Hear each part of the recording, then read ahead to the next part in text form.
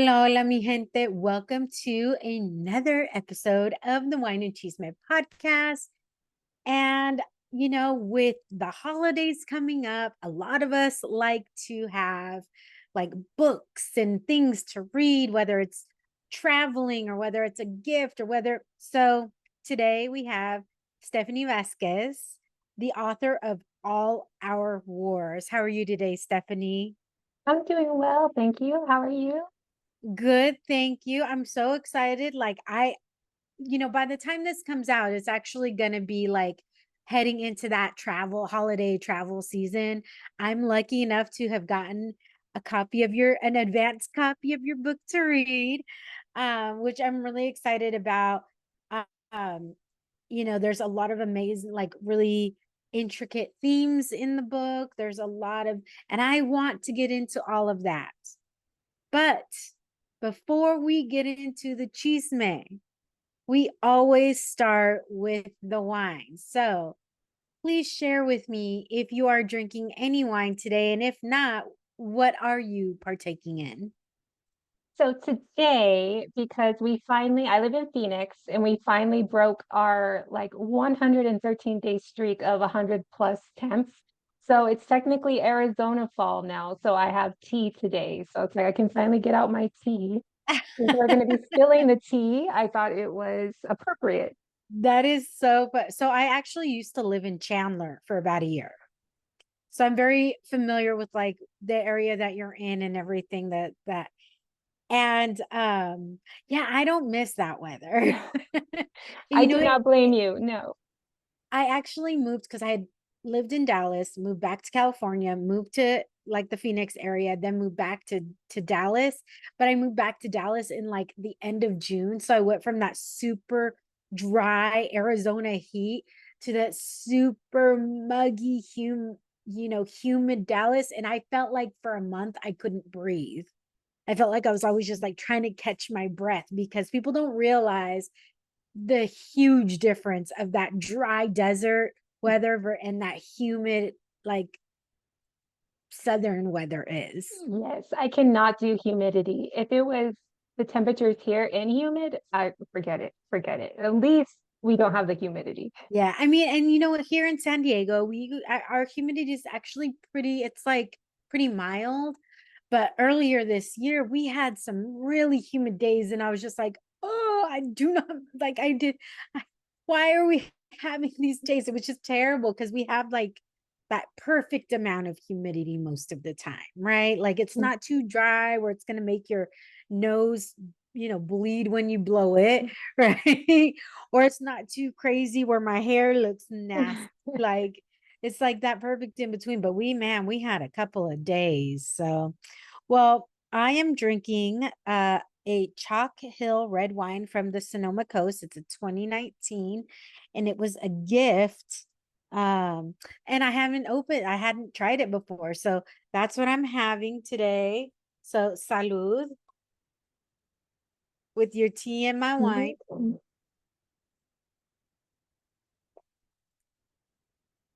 Okay, it kind of has a little bit of tobacco flavor and a little bit of uh like a dark cherry.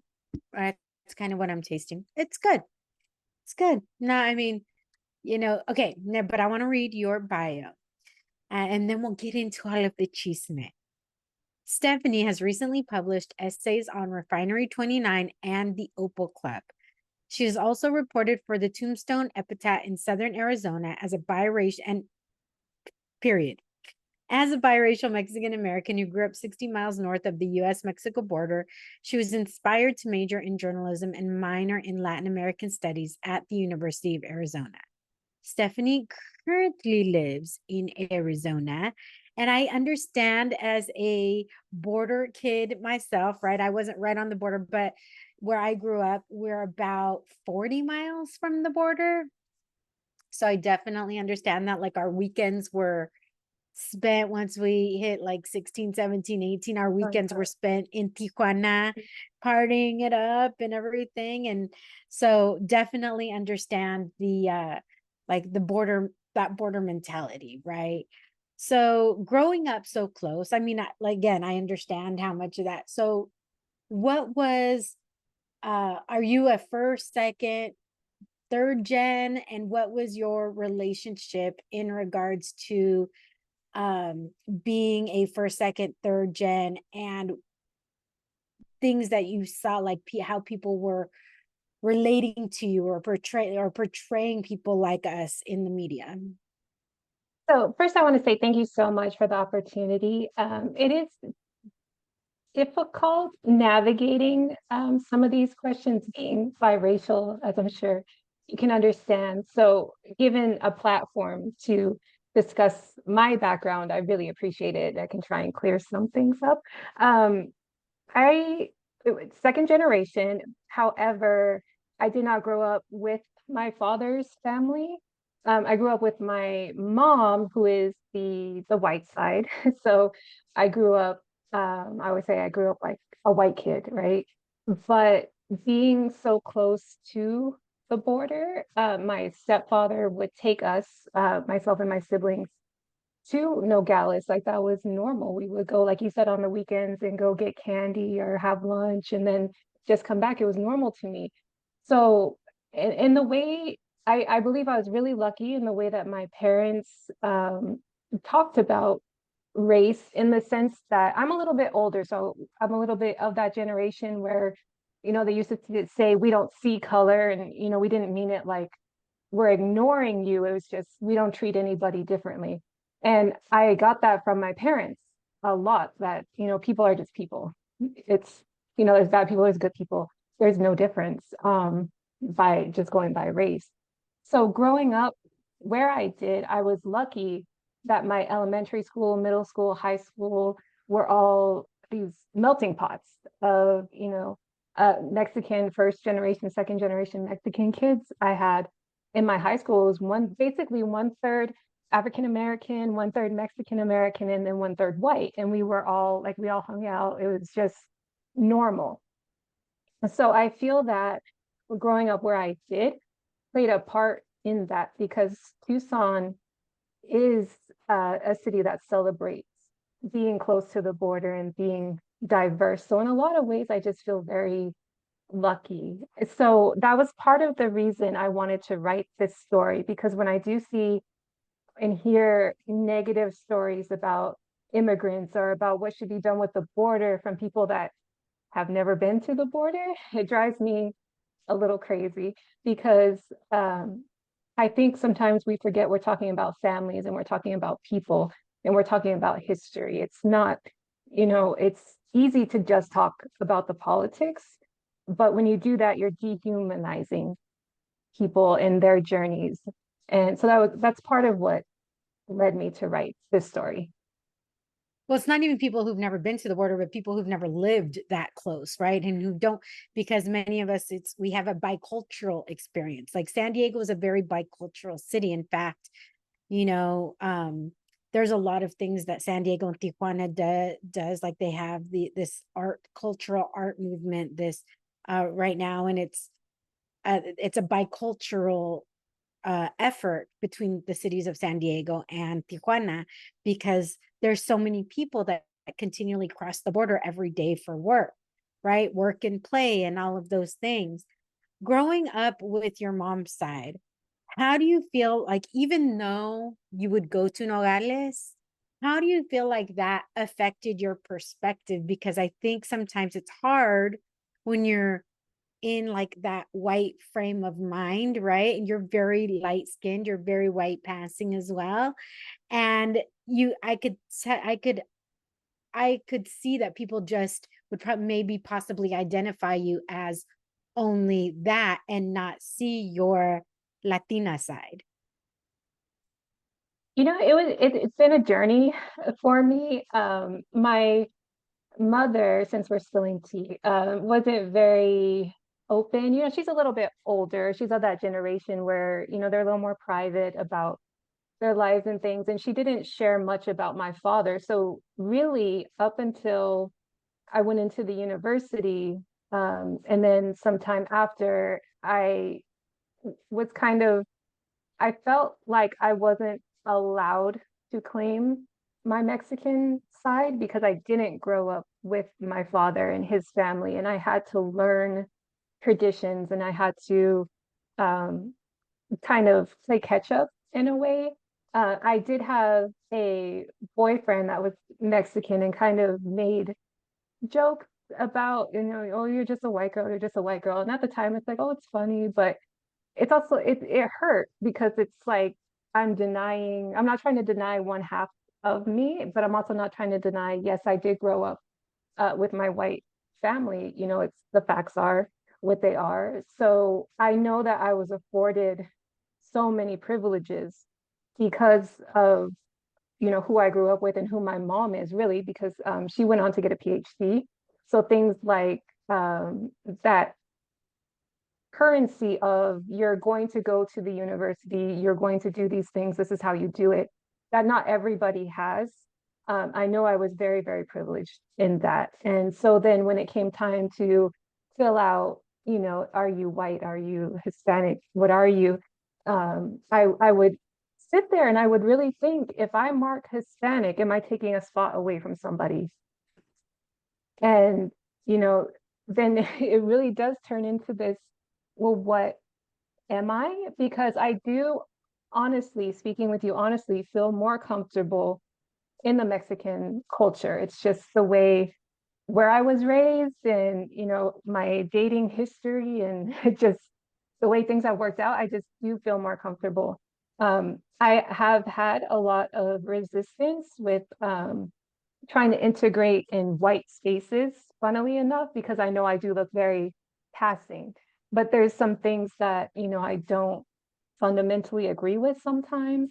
And being around just white people sometimes, you sometimes can sense that they don't really know what it's like to have to struggle or to have to play catch up to get to just be even with them. So my whole life and even still, it's a struggle about being respectful to half of my side and knowing the way I grew up. I did grow up very privileged, especially like you mentioned, being white passing. Do you feel like, just because what I'm sensing right from you is like almost like a guilt? Do you feel like that's literally what I'm feeling from you right now? Yes. Is that what you Yeah. feel? Yeah, I think there is because if you look in the culture too, like pop culture, sometimes, it gets really like it's really trendy or it's really cool to dress like Chicana or this or that. But then knowing the flip side, because of the jobs that I've worked in public housing, I've worked for community colleges as a first generation advocate. So seeing the flip side of like, yeah, everybody wants to look cool and they want to look like Selena and they want the fun part of it, but then there's not acknowledging how far, especially the Hispanic culture, first generation in America has to come to just to be equal. So I do feel that guilt. So there is that sense even now. I'm sensing it even now when I saw the interest in the podcast. I was like, me, I'm just a white girl. But I think it's time and I think it's appropriate for me to take what privilege I have and try to share what I can. Yeah. Um, I think it's, the least I can do, but yeah, I would say I do feel some guilt. No, I could tell. I could totally sense it and I could see it in your eyes, and I was just feeling that like emanate off you. Um did you always, like, did your mom from the beginning give you the last name Vasquez, or was that something that you had to reclaim as you got older? I, that's another thing that was so delicate and sensitive and I'm still, I'm gonna seeing my book out there and seeing invitations come in under that name. It's like, should I be using this? And there was a moment of yes, yes, this is part of you. You can use it. She knew very little about my father and they kind of lost touch. So um, I just kind of went off what she had known about him and kind of thought about, well, what you know, who would I have been? What would I have been? And this is almost like a chance for me to use that name as a way to pay respect or to show this other side of me. It's almost like there's two halves of Like me. we're playing homage or putting homage to your whole self. Yes, yes, I like that. Yeah. I mean, let me just say, everybody's going to have their opinion on who they think you are, right? Everybody's going to have their opinion on that. What really matters is who you know you are, right? Because um being Latino and being part of this Latina community, we are not a monolith, right?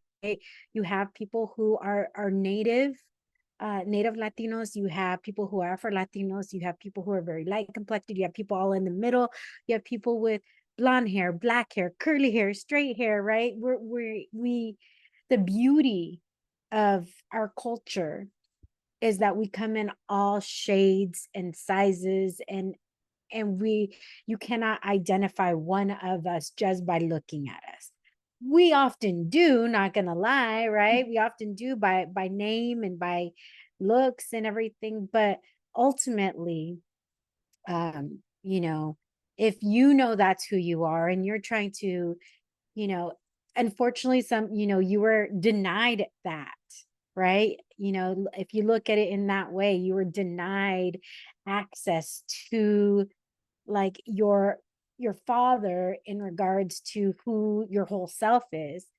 But I feel like just based on what you're telling me, there was some part of you that still craved knowing that other side, so those are the people you were always drawn to. Yeah, I can see that. That makes sense. Yeah. Let me just put it out there for you. I mean, and like, I'm second gen as well, both of my parents, but I was very, like, my mom is my family is very Mexican, very tight. Grew up with all my primos and tias and tios and all my friends. Like, that's where, but I felt like that's where I always felt I belonged. Regardless of if Spanish was my first language or not, right? Like, I never have denied my Latinidad, right? Like, I am. So I think we all find our way in a different thing. And like I said, unfortunately, we were denied access to that side. So maybe there was just something inherently inside you knowing that. And you're like, those are the people you were drawn to, and trying to get that fulfilled, that part of your side fulfilled without even realizing That makes a lot of sense. it. When did you, so let me kind of pivot a little bit and talk about just your writing in general. Like, I'm somebody who loves to write. I remember, so I want to ask you this because I remember the very first story I wrote I think I was in third grade, and it was called The Bomb. And it was like there was a bomb planted in a hotel and they had to find it and, whatever, and get to it before it detonated. Do you remember, like, the first time? And I loved to read, right? Like, writers love to read. Do you remember the first story that you wrote, or the first story that you, like, could not get enough of? Yeah. So my parents are avid readers. My mom herself is actually a published writer too. So we grew up surrounded by books. So I read everything that I could. We didn't really have cable. Like I said, I'm a little older. So we didn't have cable for a while. The internet wasn't a thing yet. So we read. And our home was in the middle of the desert. So what do you do in the summer in the middle of the desert? You read. So I do remember my first story. I think my mom actually still has it because she was going through some of her old stuff. It was about a tiger, I think. I remember that we had it laminated in class, and I think it was the same, like about third or second grade. But when I remember it really clicking was when I read, and this is funny because I don't think I write like this, but Edgar Allan Poe really, like the story, the mask of the seven dead, something, I forget the name right now, but that one, when I read that story, I was like, I want to do this. So I read everything Poe wrote and then just kind of went from there. I do usually like to read more like horror thriller type work. But I do really remember that clicking, that something about Edgar Allan Poe's work. The I only was like, thing I I want remember of to do Edgar Allan Poe is The Raven. Yes, yes. I actually Yeah. have a raven tattoo for Oh, Edgar Allan. really? That's so funny. I loved mysteries, right? Like Mary Higgins Clark, I would freaking like every week I had a new one, right? Uh, I was like a Sweet Valley Twins and then Yes. Sweet Valley High, right? And all of the you remember the choose your own adventure Yes. books and um I remember and have you ever like read a book that you were like, have you ever read first? Two questions. It's just kind of the same type of question. Have you ever read a book that then turned into a movie and you were so disappointed? And have you ever watched the movie before you read the book and were so glad that you read the book afterwards, or else you would have been disappointed in the movie? Wine break. Time to refill that glass and come back for more Wine and Chisme. That's funny because I'm taking a horror writing class right now, and one of the books that we have to read is Bird Box. And I remember watching it on Netflix, and I was like, "Oh, this is creepy." Whatever. I don't really remember much of it. I just know that I watched it, and then we had to read the book, and I was like, "Oh, this book is phenomenal. It's like miles and miles away from the movie." But I think the trick is, the book. You're painting the picture in your mind because she can't see, Yes. but the movie you kind of can't do that. You're kind of seeing, you have to Yeah. see what's going on. So I think that's why that came out like that. um but I think, it's funny, when I was younger I used to always like listen to music, and this is kind of like a play off this, but I was big into music like we all were as teenagers, right? And I used to write out like vignettes for music videos, like try to write my own music videos. So sometimes then the music video would come out for the song, and I was like, oh, my idea was way better. So I remember mine because I remember watching uh Jurassic Park before I read the book. And I love the movie's done really great. They really did a good job of capturing the book, but the book is so much like I remember the waterfall, reading the waterfall scene in the book, and they actually integrated it, I think, into the second movie. But I was just like, oh my gosh, this would have been so amazing in the movie. And then to this day, look, I love The Devil Wears Prada. It is done so well. But in the book, Miranda has no redeeming qualities. Like I was, and Andy is like a 5'10" blonde and not she like doesn't look anything like Anne Hathaway. And Lily becomes like her and Lily are roommates, and Lily becomes a drunk, right? Like that, like Lily gets in a car accident, which is what brings Andy back to reality. And so like there were a few things, yes, it was done really well, yet, but I read the book and I read the book before the movie came out, and I was like, I had to get over those things, because the movie was done so well, but there were still some things that were just so like people in the movie were saying like how her boyfriend, I'm like, her boyfriend, they didn't live together, and he was actually way more supportive in the book than he was in the movie, like all those things. But I love, like you're saying, when you're reading a book, you get to paint those pictures in your mind. And it's such a lost art, I feel like so many people, and I'm not even gonna lie, myself included, I don't read as much as I used to read. Especially fiction book, or especially fiction books. But so before we go into like that, and obviously, you went to um, the University of Arizona and you studied journalism, but I want to kind of go back really like you were talking about your writing and everything, but what was it that made you decide like being an author is hard, writing is hard, like to make a living as a writer is really difficult. So what made you go, yeah, that's where I'm going. That's what I want to do. Well, I talked about my mom already, but I'll probably talk about her forever. She's my best friend. She is my biggest supporter. She's the one where I would call her and say, "Oh, I got a new job, with the city, with the community college," and she'd say, "You're still gonna write, so right, you're still gonna write." And that's always been in the back of my mind. You're still gonna write. So I had some success early on, like in my early 20s with I was published in an anthology and a couple online posts, and I was doing some journalism work for magazines. And that kind of propelled me into, okay, maybe I can do something with this sometime. So I got caught up in my career, which usually kind of happens, and put writing to the side for a little bit. But I always found that I came back to it when I had free time to go back to it. And I never was really set on writing a novel. I always wanted to do short stories. I prefer short stories. I think it's more satisfying as a writer because you have less time to set up the payoff. So for me, it feels like maybe I can do more, I can explore more ideas because the time investment is less.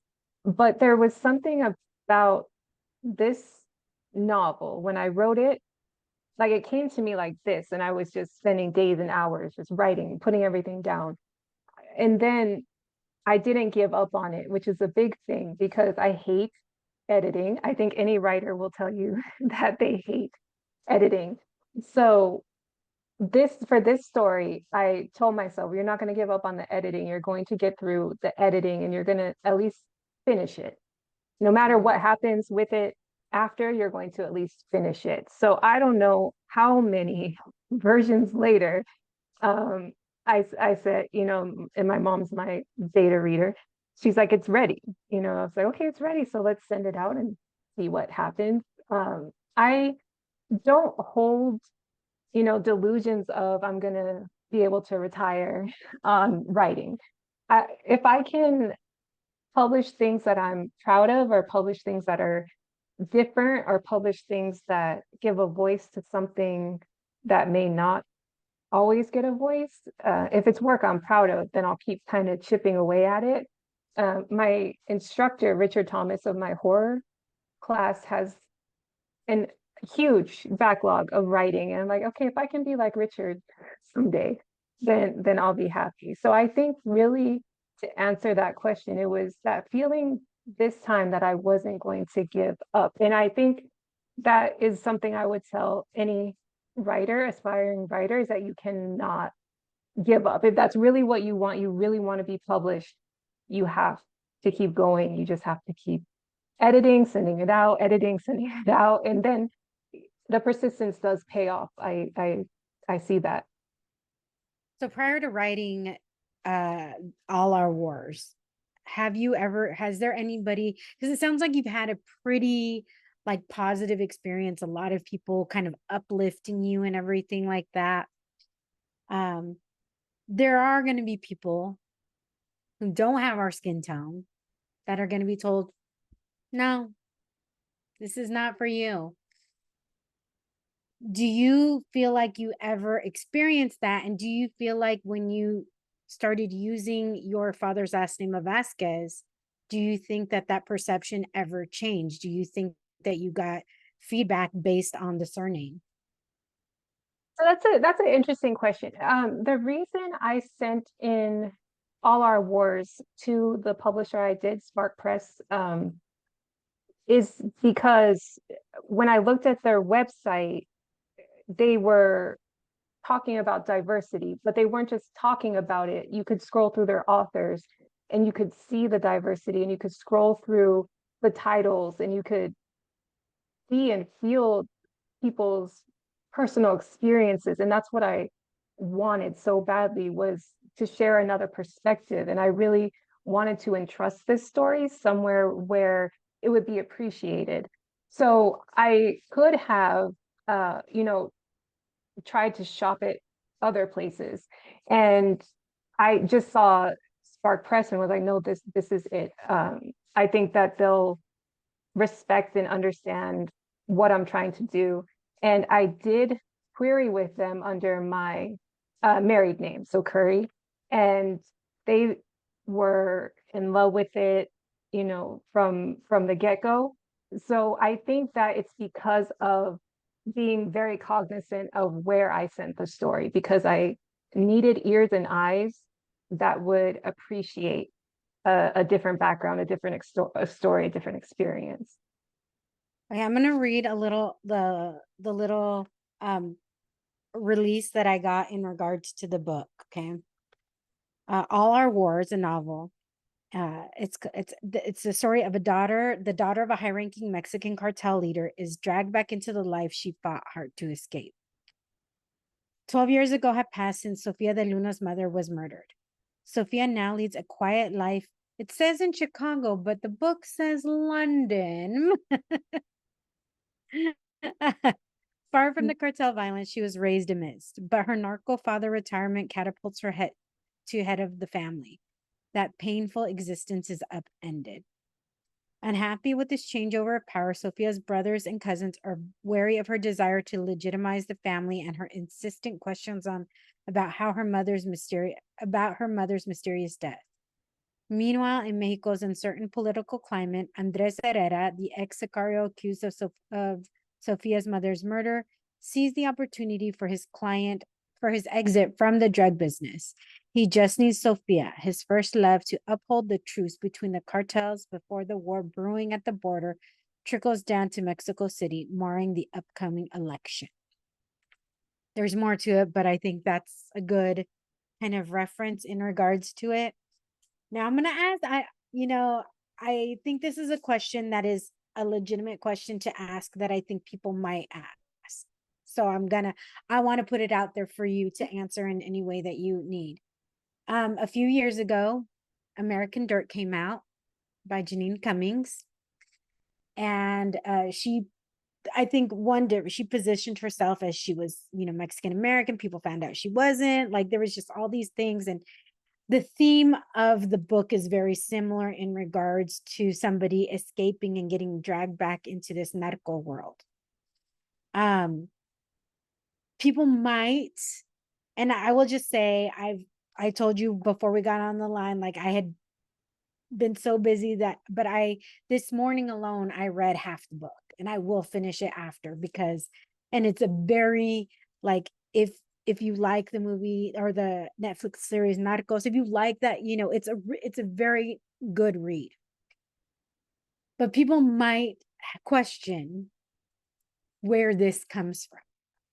And the only reason I ask is because of American Dirt, right? Because I feel like that tainted what could be. And you growing up, although you are Mexican American, you grew up in a very white space. You grew up as, like you said yourself, not really knowing your Mexican side. So how do you feel like people should receive this story, knowing that is your background? I'm appreciative for the question, because it gives me a chance to discuss this, because I knew it was going to come up, and I know it's going to continue to come up. I read that book as well, and I hope the difference in my novel is I wanted to focus more on the history of the politics between the countries, because I think there's a lot of blanket statements that are made, and people have not read the history the way I have. I mean, my minor is in Latin American history, so I've read tons of research, tons of papers, tons of history. I am not an expert, and I will say that up and down, and I'll recommend a million books that people should go read. I saw it as an opportunity to take those ideas of what if we could have changed that history? What if someone could change that history? And what might that look like? I didn't want to glorify cartel violence, or say this is the right way or that's the right way, because nobody knows. If anybody knew, then this problem would be solved. It's not an easy problem, and I hope that people can appreciate that. Um, I really the point of the story for me for writing it was exploring that idea, as well as what can we do? Can one person, you know, change this? Because she, you know, in the story, she does have power in a sense, but I think as you read, you see that she's also being manipulated, and that's the nature of politics. It's just the way it is. And I think, you know, I've read so much like narcoeconomics and understanding that the drug business is a business, that the cartels are corporations. This is not something that you're going to send in the US military and just wipe it out and okay, we're good to go. It's not going to happen. And I want people so badly to understand that.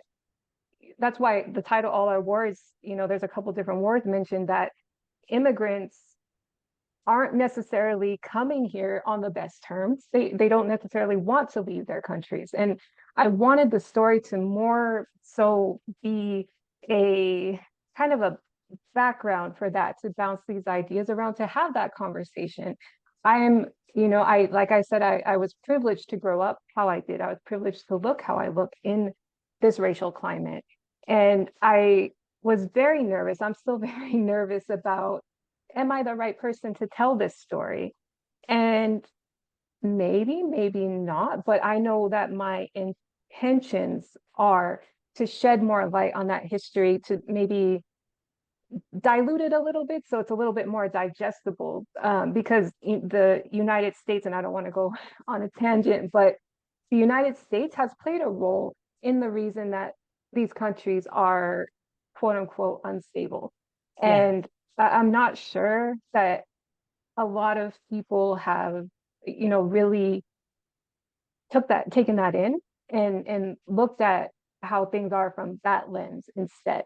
So I didn't want to come across as, you know, glorifying the cartels or glorifying one way or the other. I just wanted to have that conversation.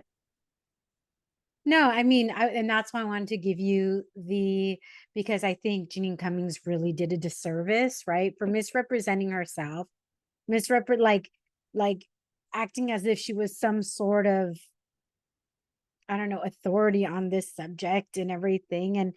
And so that's why I wanted to give you that opportunity, not from a um like bullish standpoint, but just to really pose the question that I think some might ask and really give you that opportunity to do you also feel like um your history as a journalist, your experience as a journalist helped you kind of dig into, I'm sure you said you read up, you know, you read up in narcoeconomics because of your Latin American um minor, but as a journalist, do you feel like you're really kind of digging into those stories to get a proper, not quote unquote, like a good overall sense of what was going on to be able to write this book?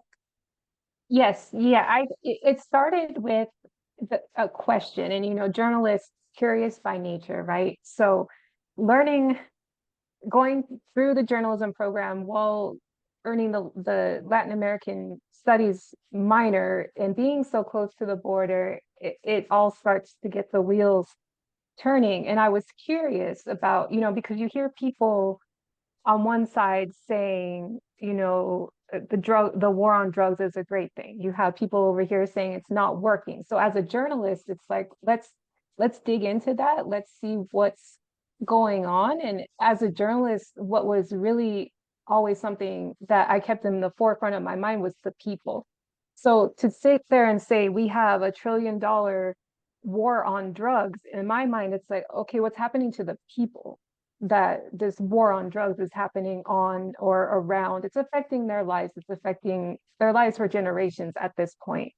So I started just on my own because I was curious, reading about the war on drugs and where it stems from and what came before and what it might have caused depending on who you speak to. And learning like that again, like I said, like the cartels at this point are a corporation, and not it's not just what it was before as glorified on film. It's not just, oh, this is, it looks so cool. It really is hurting people. And I think that people do understand that, at least.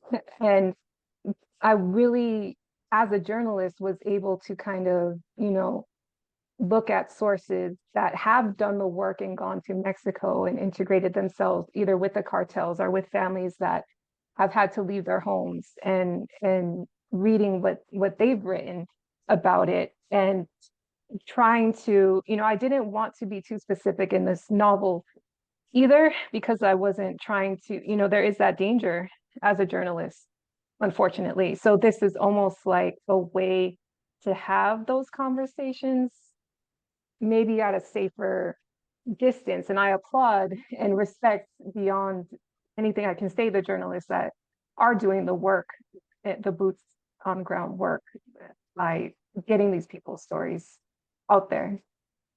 So let me add, like, what I understand the curiosity, right? Because especially when we're talking about all of these things in the political climate, and a lot of people a lot of politicians want to lump everybody in one thing and label them as this. Um, and I know we talked about it, but I just want to go back because I want to make sure it's clarified for people who might have questions in regards to, like, prior to this book.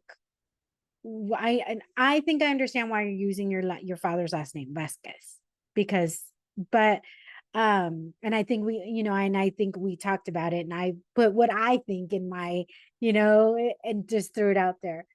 Prior to this book, had you ever used the name? Is this your pen name? Is this something that you're embracing? Like, how are you also connecting to that side? Have you been able to find other people from that side of the family? And like, is it just so people know, is it just name only, or is it culturally all of the things that you're trying to embrace about yourself? So it's been a bit of a journey, and then the way the timing set up, it kind of was like it'd been years of, you know, trying to find out more about my family, and then there's also the having to know that someone may not want you in their family, so you have to tread around that carefully. But the timing, the way it coincided was I had my answers from my mom, but I was curious while I was researching for this book. So I did take a DNA test. And when I took the DNA test, then I started to get hits of family, or that who would Yeah. potentially be matches, and seeing where they were from. And it was like, okay, this is real. I had known what my mom had said and what I had known growing up, but then seeing that was like, oh, this is real. These are real people that I share blood with. But it did coincide with while I was researching the book and writing the book. So I hadn't had the opportunity to use the last name much before. And that was another thing I was very sensitive about and very nervous about, because on the other hand, I didn't want it to come off as I'm only using this last name so I can get this book published, right? But then I was thinking, if I use Curry, I also don't want it to be like, oh, here's another white girl trying to tell our stories. And From so Cummings to too, Curry. yeah, exactly. So it was another really hard decision of, you need to, how can I do this authentically? And the way that I came to terms with that and made my decision was, this book was also an exploration for me about myself. I feel like Sophia goes on her journey and she learns about herself. And I feel like when I was writing this novel, I had the opportunity to go through things and learn things as well. And I really wanted, and I think you said this earlier, and it makes sense now, to have something from that side of my family, whether or not they'll welcome me in. It's been so long. I don't know. It's, that's a whole nother thing. Um, Right. but I also look at it as it's also Nogales for me, where I used to go in the summers. It's also Tucson for me, where I grew up. It's also all my friends. It's, people in my life that I love so dearly that I'm able to include that in. So it's not just my last name, but what I've grown up in and what I've been able to experience.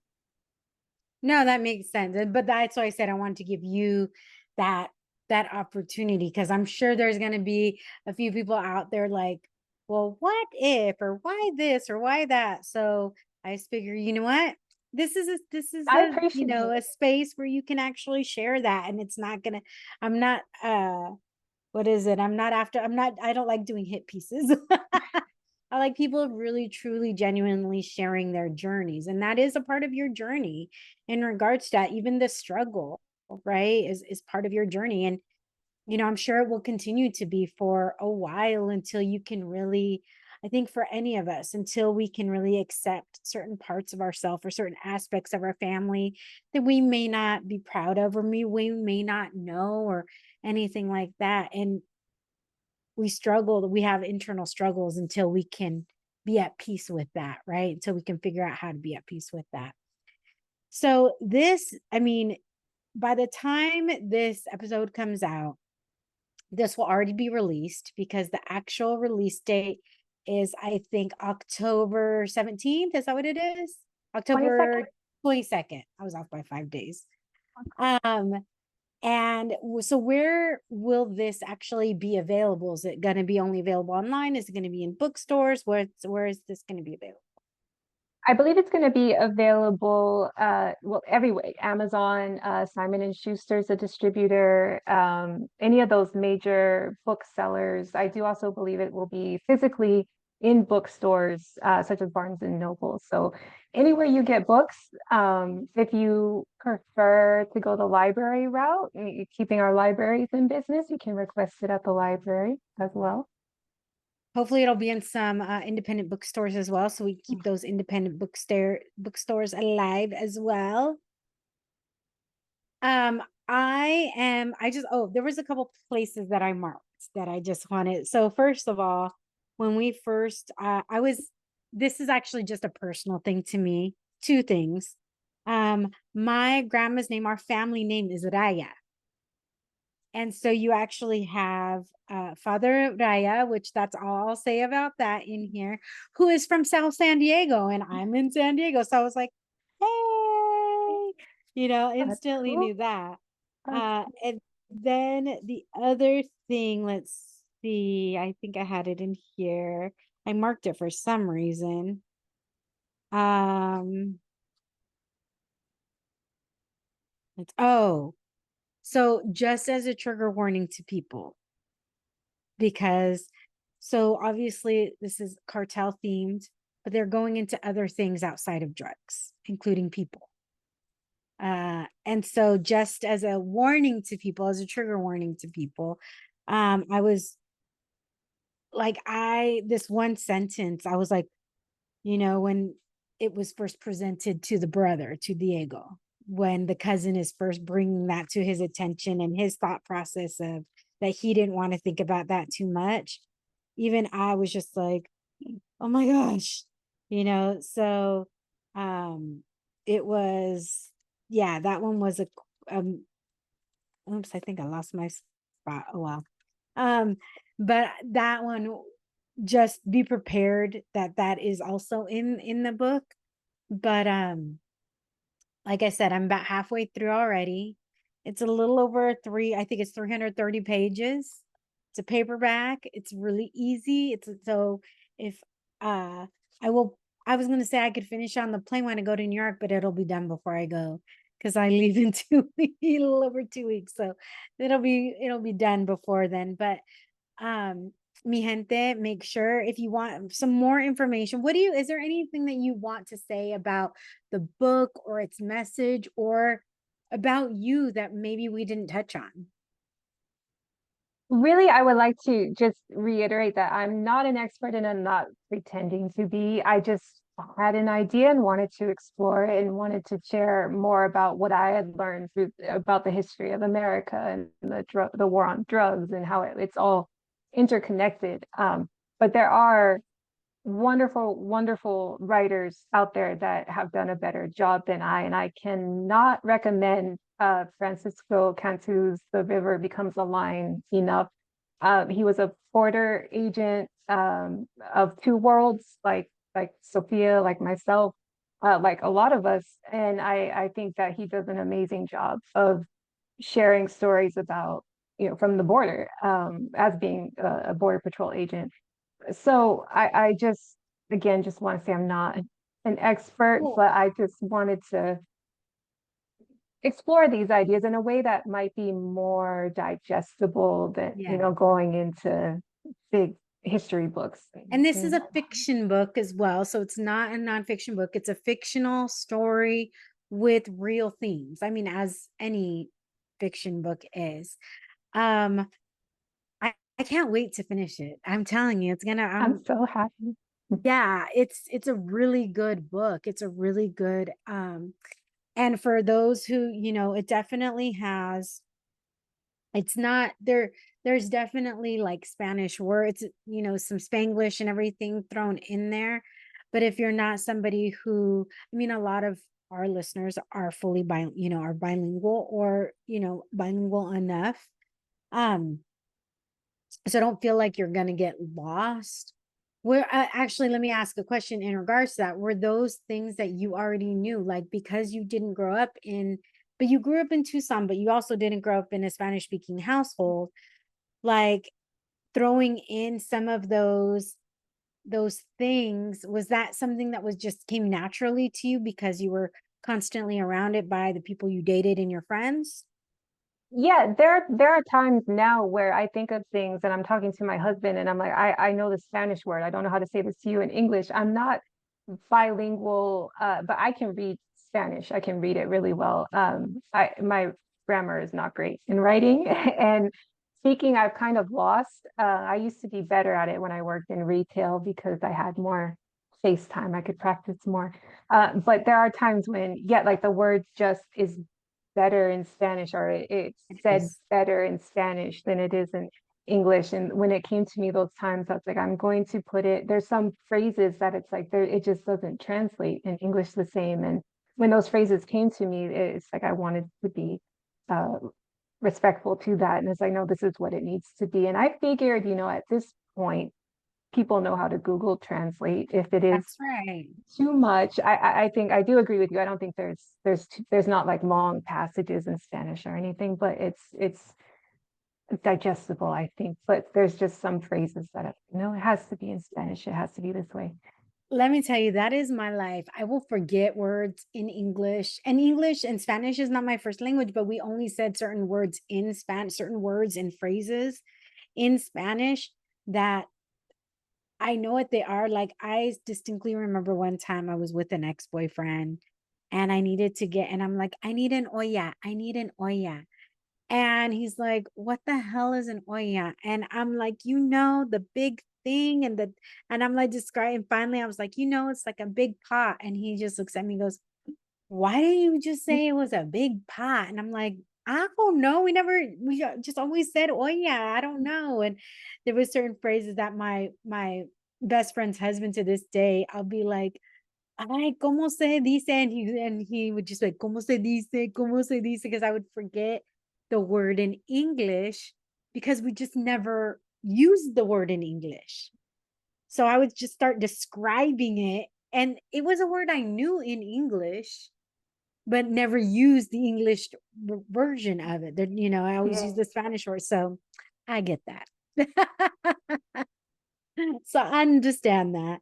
I'm really excited. Like, mi gente, go check it out. Go to Stephanie's website, which is let me pull it up. It is StephanieVasquezAuthor.com. Her Instagram is Stephanie_C_Vasquez. Say her threads is E_L_Vasquez_writes. And her TikTok will be on there. We'll put all of those things on the show notes.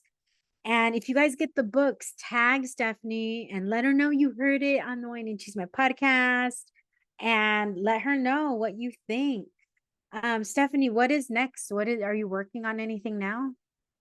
And I'm working on the desert is another thing that I am in love with because I grew up in the middle of the desert. So I'm working on now an anthology of short desert horror stories that tell the stories of the folklore that we grew up with in Arizona, but in a different way, just kind of reimagined because there's so much spooky stuff out in the desert, and it's another chance uh, to kind of show parts of Arizona that people may not visit or may not have heard of. So I'm really excited about that. It's kind of stretching my brain because I haven't really written horror before, but it's one of my favorite genres. So I'm excited to uh, dive into it.